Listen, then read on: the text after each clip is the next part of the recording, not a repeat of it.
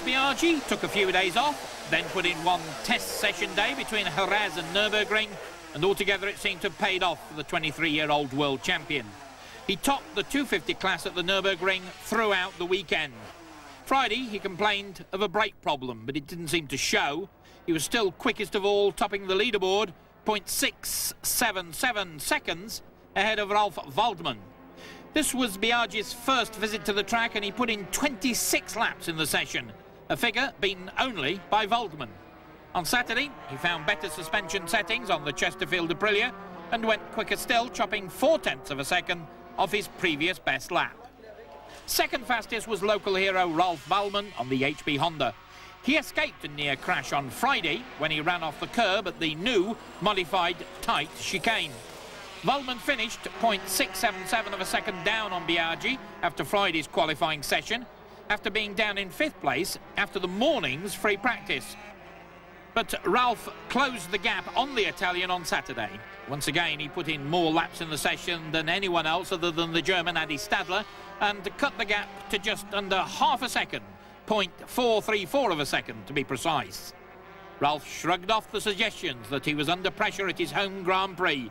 Maybe from the media, but I can live with that, he said.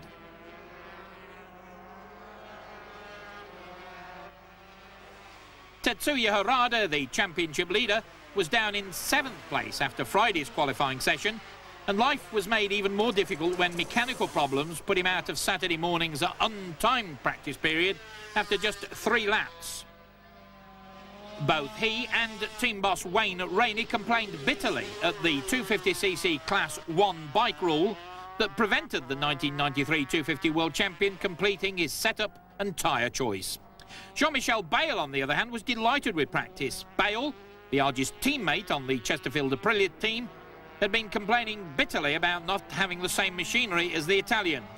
Whether he has now or was merely wound up enough to go faster, it's difficult to know.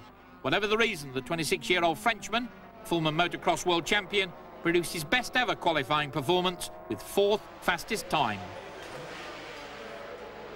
5th best was last year's 250 runner-up, Tadayuki Okada, who was left limping badly after a spill on Saturday afternoon. On Friday, the Japanese ace was 5th fastest, and even though he quickened his pace the following day, taking 4/5 of a second off his previous best, he was unable to climb any higher on the HRC Honda. Marcelino Lucchi, the Aprilia factory test rider, came in to replace the injured Roberto Locatelli, who crashed at Mugello the previous Monday. He qualified 6th best. Jean-Philippe Rougier had hurt his leg in a fall testing at Jerez after the Spanish Grand Prix, but the injury didn't appear to slow the Elf Honda man at the Nürburgring. Rougier slipped from 3rd fastest to 7th in the last 3 minutes of the final qualifying session, but he put that down to his rivals using soft compound tyres to do it. Life is never dull, though, when the young Carlos Checa is about. The 22-year-old Spaniard will probably drive his team chief, Sito Pons, completely insane by the end of the season. Checa was down in 17th place after the first qualifying session. On Saturday, he was determined to do much better. Almost immediately, he went 2nd fastest. Then had this crash, and with the controversial 1 bike per team rule operating, he could only watch as he slipped back down the leaderboard from 2nd fastest to 8th best. But just 1 second covered the top 8. Fellow Spaniard Luis Dantin, 3rd in Spain, also crashed on Saturday, but he too improved, climbing from 12th after Friday's session to finish 9th quickest following Saturday's practice, when he improved his lap times by over a second. Kenny Roberts Jr. was suffering from a stomach bug till Dr. Costa came up with some medicine. The treatment paid off. Young Kenny was 3rd fastest after Friday's qualifying, his best ever performance. But though he went quicker on Saturday afternoon, he still slipped down to 10th place on the grid.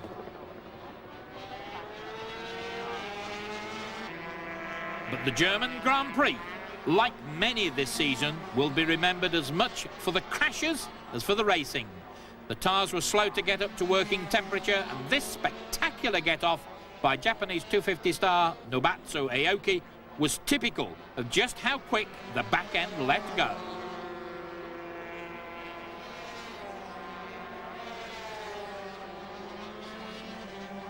Aoki this time got away with it, and fortunately, so did most of the rest.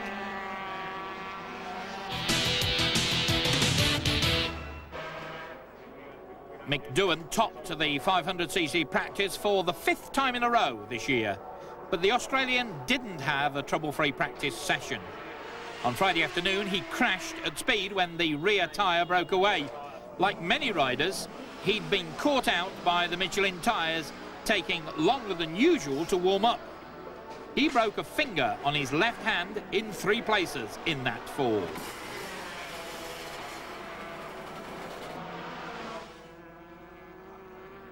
But the Iron Man bounced back on Saturday to beat the pain barrier and the opposition. And the 500cc reigning world champion grabbed pole position half a second faster than anyone else out on the track. Luca Cadalora took things easy on Friday, concerned about the number of fallers, and finished 5th fastest, 4/5 of a second off the pace. But with the Michelin production tyres on the front and back of the Marlboro Team Roberts Yamaha, he then went out to slice 1.5 seconds off Friday's previous best to go 2nd quickest, just half a second behind Michael Doohan. Perhaps now the Marlboro Team Roberts men are going to be competitive. Daryl Beattie did a lot of testing at Jerez after the Spanish Grand Prix, including 100 laps on just one day. The Lucky Strike team were delighted with what they'd learned, particularly about suspension setup. Beattie was 3rd fastest at the end of the first timed qualifying session. But though Daryl went a full second faster on the Saturday, he remained in 3rd spot. Picking the right tyre was the name of the game again, and if Sean Emmett hadn't crashed earlier, it might have been easier.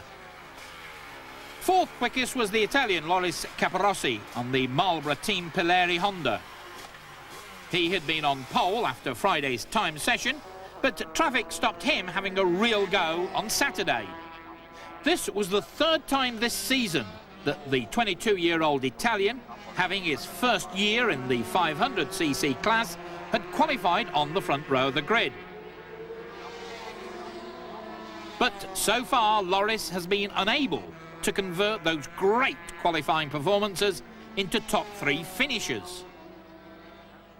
But nobody should bet that it will be far too long now before he makes it to the podium.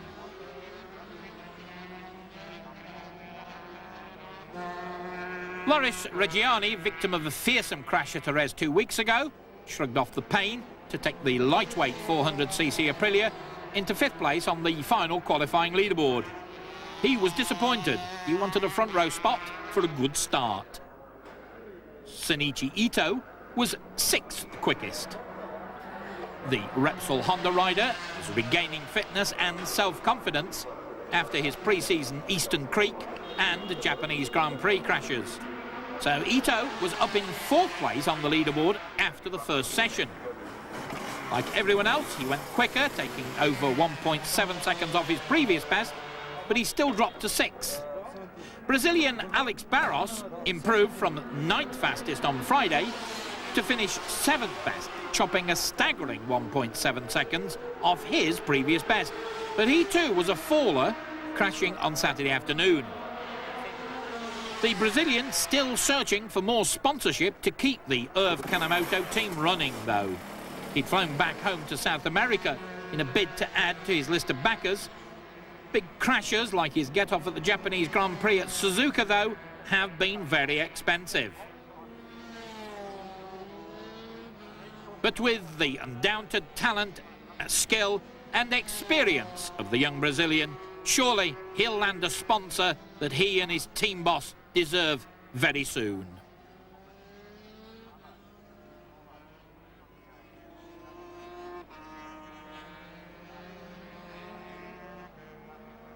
Eighth best was Spanish Grand Prix 500 winner Alberto Puig. Unhappy with the cold conditions and the slippery track, the Fortuna Honda Ponsman was having problems getting the right setup.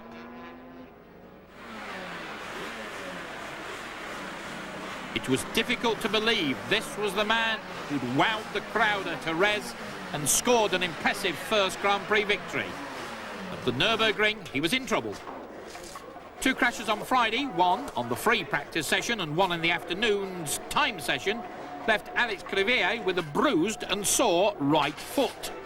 He was 7th fastest after the first session despite that spill. Crivillé, like so many riders, struggling to find the right tyre and the grip out on the circuit.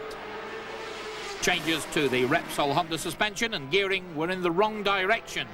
And though only 9th best, the young Spaniard was confident he could go quicker in the race. Norifumi Abe was lucky to escape a crash when he ran over an unlucky rabbit during practice. But the Japanese youngster sliced 2.4 seconds off his lap times on Saturday to go from 11th to 10th. Yeah, I can't say much. I just got to thank Dr. Costa and his crew up there. They helped me, you know, no end. They got my finger back in line. It broke in three positions, and also my team, you know, for modifying the bike a little bit and, you know, just helping me out to try and get going again. And also I have to thank Dainese, even though Nankai are my leather sponsor, but Dainese helped me this weekend with modifying my gloves, and you know, I appreciate that no end, because without that I would have found it very difficult to ride. The commentators were calling Kazuta Sakata Mr. Angry after practice. No wonder. Friday was ruined when the team tried the wrong gearbox in the Aprilia. The reigning world champion was just 8th fastest. Then two crashes on Saturday, the first in the morning and the second just 2 minutes into the final qualifying session, seemed to have ruined his chances. But he got back into his scratched and dirty leathers, shrugged off the pain in his hands and returned to the action after his crew had discovered the bike could be rebuilt and qualified in pole position. Peter Oertel was 3rd fastest, but then unable to race. The German had crashed the Marlboro Aprilia Echo machine in the second qualifying session, just after regaining 3rd place on the leaderboard, badly breaking his left arm in this spill.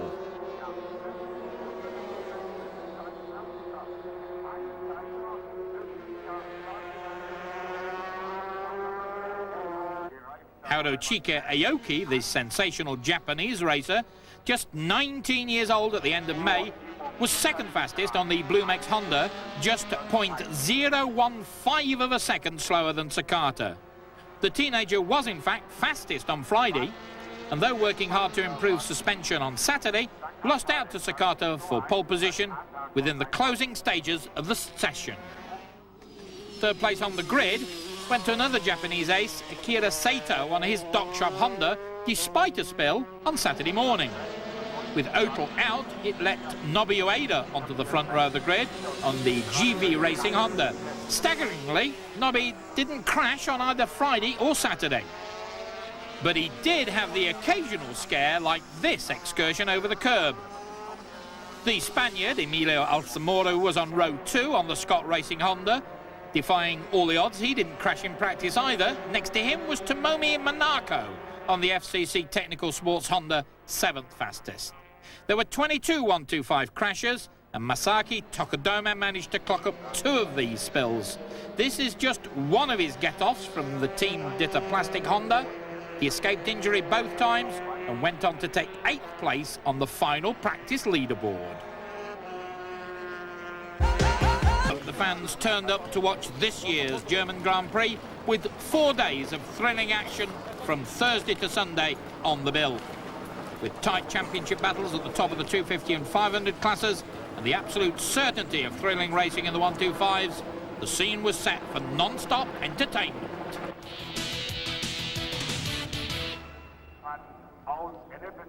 The competitors on the grid then for the 250cc race, a packed house for the German Grand Prix, 25 laps ahead of the field, and this is how they will line up. Biaggi in pole position, then Waldmann, Harada and Bale. Okada, Marcelino, Ruggier and Checker completing the second row of the grid.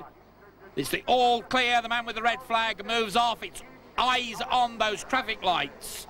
They go from red to green, and the charge is on. A great start from Max Biaggi. Good start too from Tetsuya Harada, but an absolutely amazing start from number 19, Olivier Jacques, the teammate to Jean-Philippe Ruggier in the Elf Honda squad, into the tight right and left. That's the first corner on the Nürburgring circuit. Biaggi at the head of the field, but look at that, Olivier Jacques there, Harada in third place, and Ralph Fallmann, to the delight of the crowd, in fourth spot.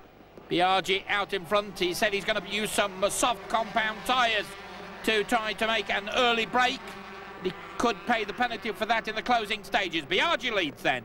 It's Olivier Jacques, then Tetsuya Harada, then Ralph Fallmann, then Jean-Philippe Ruggier up into fifth position. But no sign at the moment of Jean-Michel Bayle, who qualified on the front row of the grid. Biaggi then still being shadowed by Olivier Jacques. And it certainly was an excellent start. No signs of cheating at the start. Look at this. Fallmann coming under pressure from Ruggier. Then Okada up there going well. But Fallmann will want to start climbing higher if he can.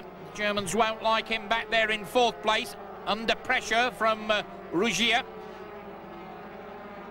And the pack beginning to spread up quite a lot. There's Kenny Roberts Jr. He qualified 10th, but a little bit further back than that at the moment, I suspect. Biaggi, in the meantime, setting the pace. There he is, chin on the tank, and the pack beginning to close up. Okada goes up a position.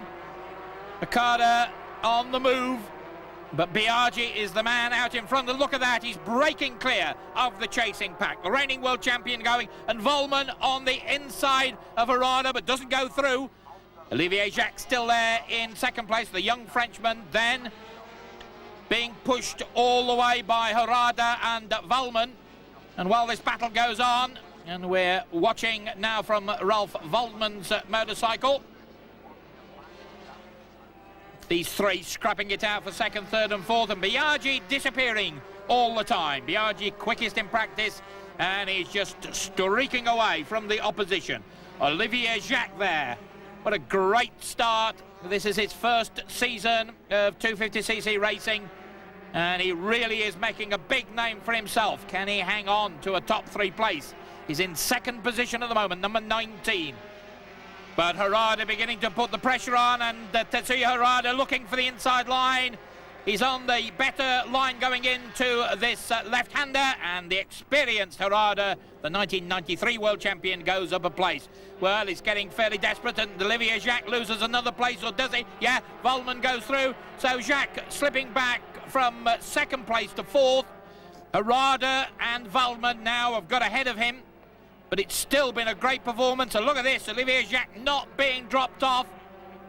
The Frenchman hanging on to the rear tyre of Waldmann. Well, Waldmann up into third place now. Waldmann was second in qualifying, remember. There's the race leader. Biaggi out in front. Then number 7, Harada. 28 is Waldmann. 19 is Jacques. And number 2, Okada. And Waldmann trying to get to grips, closing on Harada. They can neither afford to let Biaggi get too clear.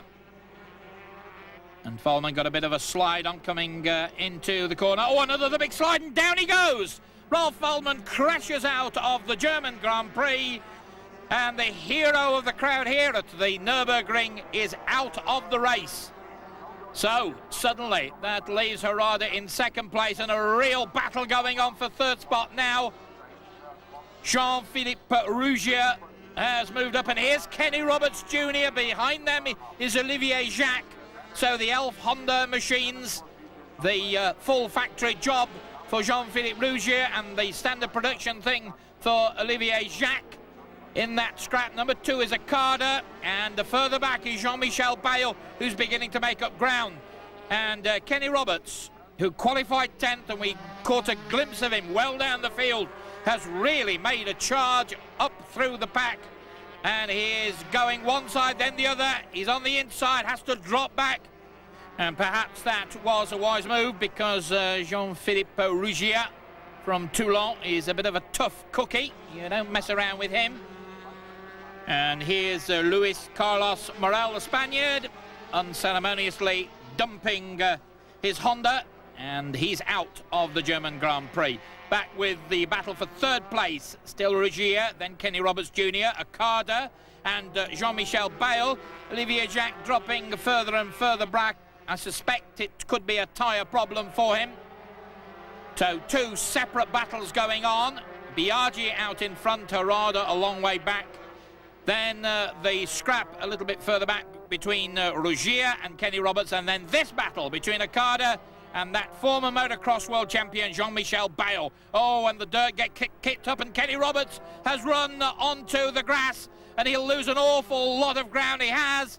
He's dropped back at least 2 places, and that surely will have unnerved the young Californian. So it's Rugier on his own in third place, but Okada getting closer, number 2, then Jean-Michel Bayle, and trying to recover his composure is Kenny Roberts Jr. And look at this, Kenny Roberts Jr. is back on the rear tyre of Jean-Michel Bayle. Well, what a remarkable performance from Kenny Roberts, the youngster, the son of Kenny Roberts, the legendary King Kenny, making big inroads into the top flight of the 250 class this year. Hit by injury in 1994, but making up for that with all action style. Looks for the inside. Bayle has closed the door though. And Kenny Roberts must just hang on a moment or two to try to claim a couple of the places he lost with that excursion onto the grass at the chicane. But he's pressurising Jean-Michel Bayle, there's no doubt of that. Roberts qualified 10th, Bayle qualified 4th, and it's Roberts who looks the favourite to go ahead at this moment in time. Kenny Roberts, part of the Wayne Rainey team, looks for the inside line, and Bayle just has to pick up the motorcycle, and that probably unnerved the Frenchman. And look at this, Kenny Roberts now right on the rear tyre of Okada, and Okada pushing Rugier all the way into the left-hander. Okada thinks about going through on the inside. Kenny Roberts doesn't just think, he does it. And Kenny Roberts, at the same place that he went onto the grass, has gone up another place. He's gone past Bayle, he's gone past Okada, he's back exactly where he was, but he's learned an object lesson, I'm sure. Rugier in third place, number 6, 25, Kenny Roberts Jr., and he's going to go through again. He's on the inside. Well, what a tremendous performance from Kenny Roberts Jr., KRJR at his very best. Back with the race leader. The gap was at one stage over 10 seconds. It's come down quite a lot. He's been able to ease off, and it's going to be a celebration. Well, it may be tough at the top of the 250cc World Championship, but just take a look at the top of the 500cc table. It really is beginning to hot up, and some fine performances here at the Nürburgring. Loris Capirossi once again on the front row of the grid. Daryl Beattie going so well. He leads the championship at the moment, of course. And the Lucky Strike Suzuki man right on form. Luca Cadalora beginning to show his best form as well. He second quickest in practice, just half a second behind the pole setter. But this man, Mick Doohan, in trouble. He broke his finger in practice, but he's still there in pole position. Next to him, Cadalora, Beattie and Capirossi. Then Reggiani, Ito, Barros and Puig, Crevilla, Abe, Migliorati and Bussard on row 3.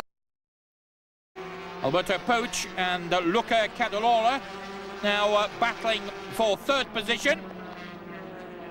And Cadalora looking for the inside line, can't do it. Alberto Puig just a little bit braver on the Fortuna Honda Pons machine. Cadalora, though, going really well this weekend.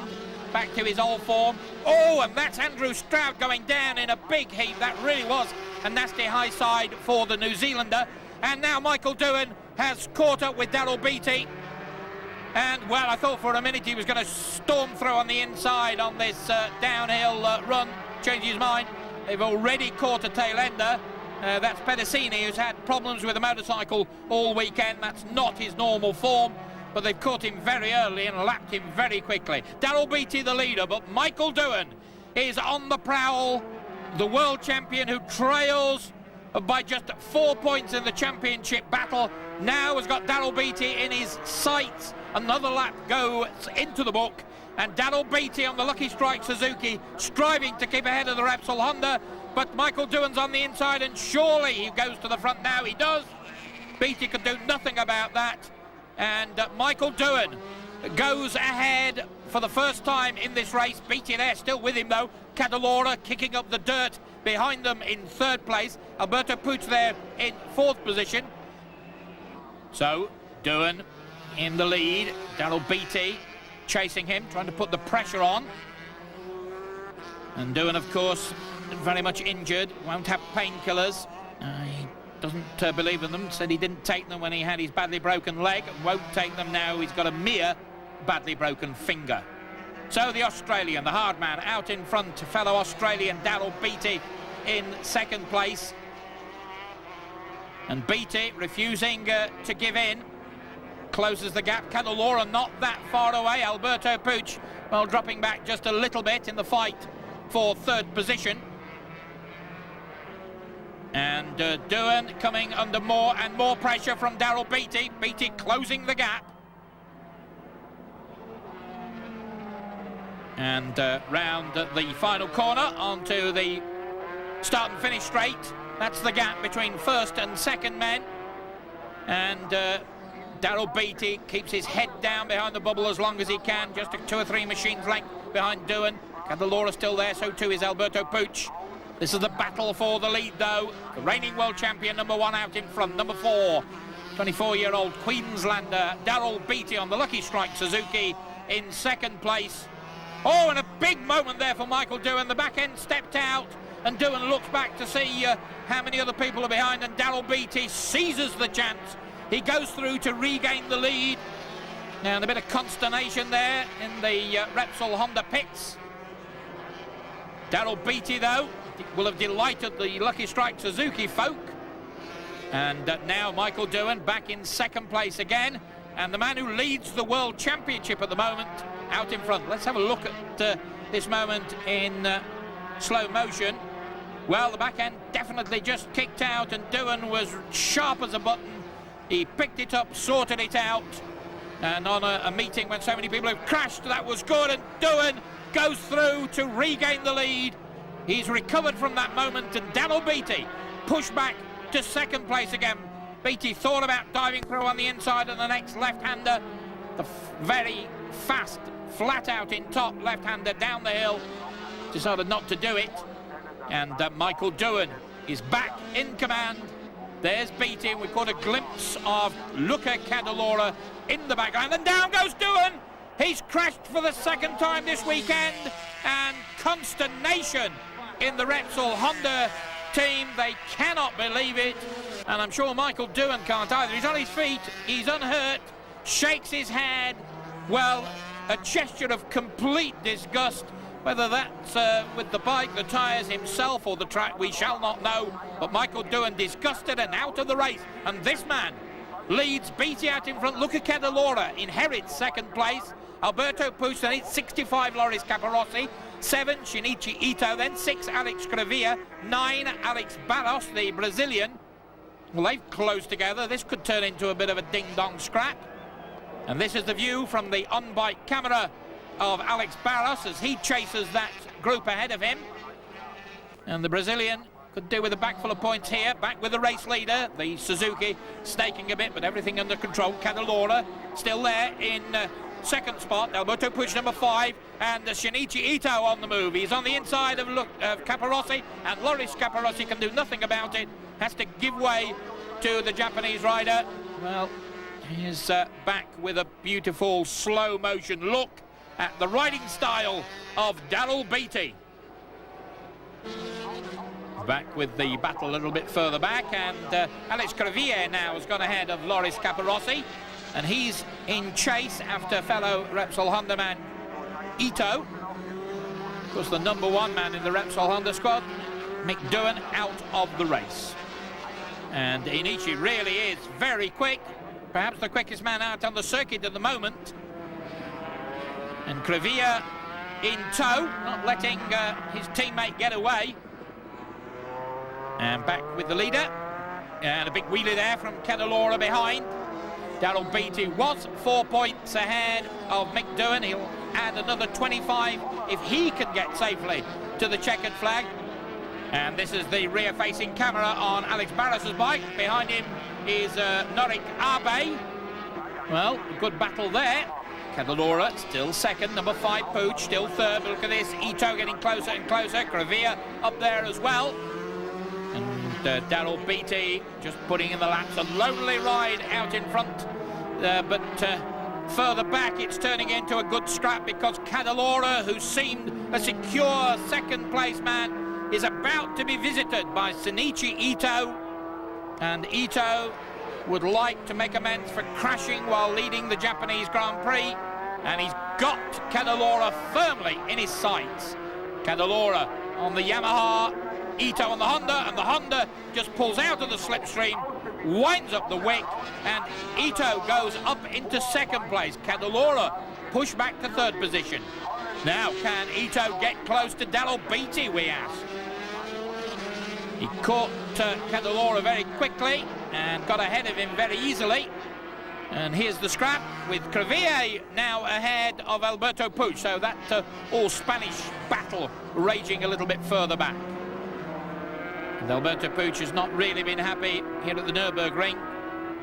The shadow of the man who won at Jerez. This is the battle for second spot, and Cadalora not being shaken off by the high-flying Japanese man. Ito caught him quickly, got past him very easily, but shaking him off is another matter. Cadalora, of course, very, very experienced. He's been around a long time. And he's hanging on to Ito as they dice it out for second position. And as we go through the closing laps, Cadalora will be working out a strategy, a plan of campaign. But what his tactics are, only he knows. Ito then, still in second place. Beattie a long way clear. He's not going to catch Daryl Beattie unless Beattie has some problems. And now beginning to stretch a gap again over Cadalora. Crevilla there, just a bit further back, and Alberto Puig. And still this battle rages between Alex Barros, who's lost a toe with that group, and Norik Abe. And Beattie getting mixed up in slower traffic now.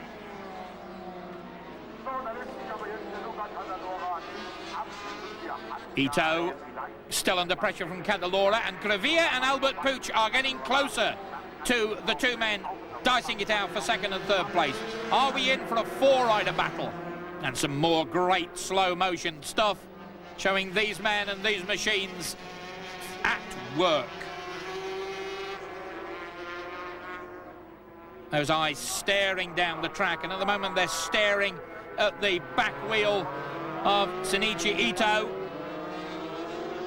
And a good scrap still going on behind between Crevilla and Alberto Puig. And Cadalora, surely he's not going to go around the outside. No, he's just taking a wide line. Alberto Puig thinking about the inside line as he dices with Crevilla. So Cadalora still pushing. Oh, and a big moment there for Crevilla. He tries to stay ahead of Alberto Puig. And the crowd on the natural bankings here at the Nürburgring lapping up every moment in this 500cc race. We've had lots of drama so far. Is there more drama in store? Cadalora content, or perhaps unable to do anything about going from third to second. Maybe it's going to be a last lap charge. But Ito has a quick motorcycle and he's a very good rider. Surely he'll be ready for whatever Cadalora has in mind. And this cat and mouse game goes on for second position. Beattie still a long way clear, looking good. Cadalora closes again, comes down the hill. This is flat out. The left-hander's still flat out as well. A really quick part of the circuit. Now, will he have a go here now? Not this time. Cadalora has to ease off, and Ito takes a nervous glance, that looked to me, over his shoulder. Cadalora still breathing down his neck. Back with the race leader, Daryl Beattie, leading the World Championship comfortably. More slower traffic in the way. That's Bruno Bonnuy, the Frenchman, about to go a lap down. He's been passed by the race leader. Now Ito and Cadalora will have to get past him. Bruno is a real French gentleman, and now he's going to wait for Crevier and Puig to go past as well. If only all the tail-enders were so thoughtful. Ito then just hanging on to second place by just 2 or 3 machines length, stretches the lead in some parts, and then the gap comes down again as Cadalora is just a little bit quicker or a little bit better at some part of the circuit. And Crevier hanging on to 4th place from Alberto Puig. And Cadalora still thinking about that move to come. Will it be on the last lap? Will it be on the penultimate lap? Only Cadalora knows. And there they are again, close together. And Cadalora's got it weighed up. He's on the inside. And Ito could do nothing about it. Cadalora was ready, and Ito tries to go back on the inside, and Cadalora slams the door in his face. It was a last lap manoeuvre then by Cadalora. He'd been biding his time, and Luca Cadalora, the cunning Italian, is going to hang on to second place. There's Daryl Beattie, the winner, over the line, but surely it is going to be Cadalora who takes second place, and he does. And Ito will be bitterly disappointed there in 3rd place. Crevier wheels over the line. He hangs on to 4th position ahead of Alberto Puig. But Daryl Beattie's done it again. Confirmation of the result. Beattie, Cadalora, Ito, Crevier and Puig. The top 5. Caparossi, Barros, Abe, Reggiani and Borja in 10th spot, the young Spaniard, again best of the privateers. But it's this man's Grand Prix. Daryl Beattie taking advantage of another mistake from Michael Doohan. And Luca Cadalora has got something to smile about as well. He's back on form. And Shinichi Ito can smile a little bit, although I'm sure he's disappointed to be only 3rd.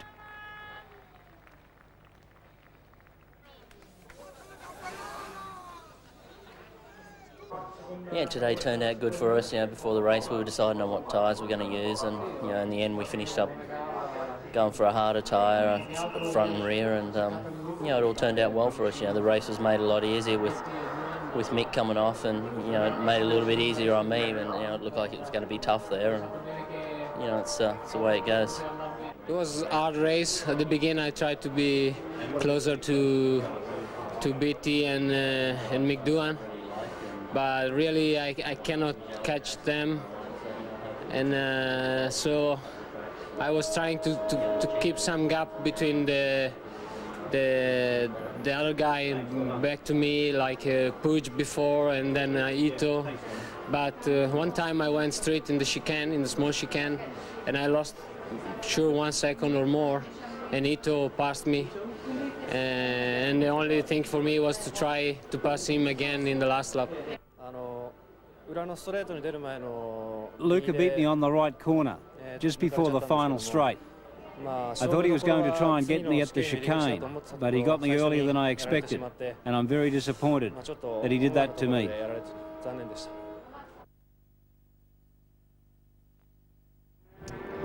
What is the feeling? The feeling is not too good.